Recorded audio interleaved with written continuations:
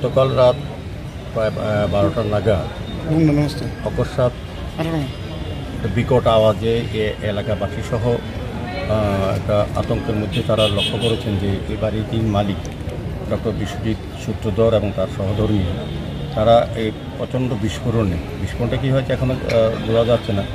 তারা কিন্তু একদম জানলা ভেঙে ছিটকে পাশের বাড়ি তারা পড়ে যাচ্ছেন এবং তারা এখন গুরুতর আহত অবস্থায় জিবি হাসপাতালে তারা চিকিৎসাধীন আছে। তো এটা একটা আশ্চর্যের বিষয়। আশেপাশে প্রচুর বাড়ি, এমনকি আমার বাড়ি রামনগর 4 নম্বর, আমার বাড়িতেও আমার জানলায় এটা আমি আওয়াজটা পেয়েছি এবং জয়নগরে বহু অংশে মানুষ এটা আওয়াজ পেয়েছে, কিন্তু তারা বুঝতে পারেনি এটা কিসের থেকে হয়েছে। আজকে সকাল থেকেই সবাই এসছেন আতঙ্কিত। এদিকে যারা আমি দেখি অনেকগুলি বাড়িতে প্রত্যেকের বাড়িতেই দরজা ভেঙে গেছে, গ্লাস তো সমস্ত বিল্ডিংয়ে ভেঙে গেছে, ভিতরে সিলিং পর্যন্ত উড়ে গেছে। এটা আশ্চর্যভাবে এটা কিসের থেকে হয়েছে এখনও বোঝা যাচ্ছে না। তো আমাদের রাজ্য সরকারের পুলিশ দপ্তর থেকে আরক্ষা দপ্তর থেকে এটা তদন্ত করা হচ্ছে, ফরেন্সিক ডিপার্টমেন্টে এসছে, সার্বিকভাবে তারা ঘুরে চেষ্টা করছেন, উপলব্ধি করার চেষ্টা করছেন বা অনুধাবন করার চেষ্টা করছেন এটা কিসের থেকে এরকমটা হয়েছে। এখনও পর্যন্ত বিপজ্জনক যা দেখলাম, এবং তারা ভগবানের আশীর্বাদই বেঁচে আছেন আমার বিশ্বাস। এটা একটা অলৌকিক ঘটনার মতো।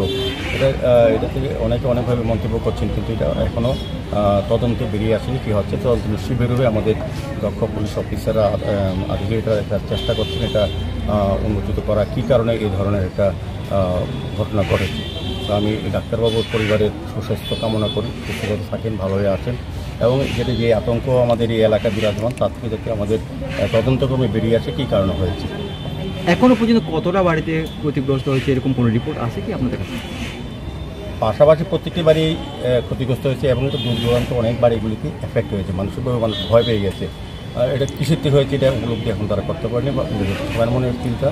আমার মনে হয় সরকার বা যে সংশ্লিষ্ট দপ্তর মানুষকে আশ্বস্ত করবেন কী কারণ হয়েছে এবং এটার কারণটা কি। এত বড় বিস্ফোরণ ঘটাতে সারা আগরতলা একটা অংশ মানুষ এটা টের পেয়েছে।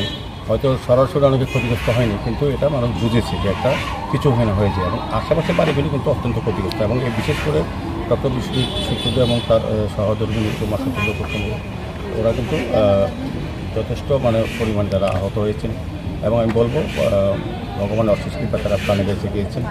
এবং এটার যে তাদের যে বিল বা তাদের যে আসবাব অনেক দূরে অনেক বাড়ি থেকে ছিটকে পড়েছে এবং পাশাপাশি অনেকগুলি বাড়ি বিশেষভাবে ক্ষতিগ্রস্ত হয়েছে।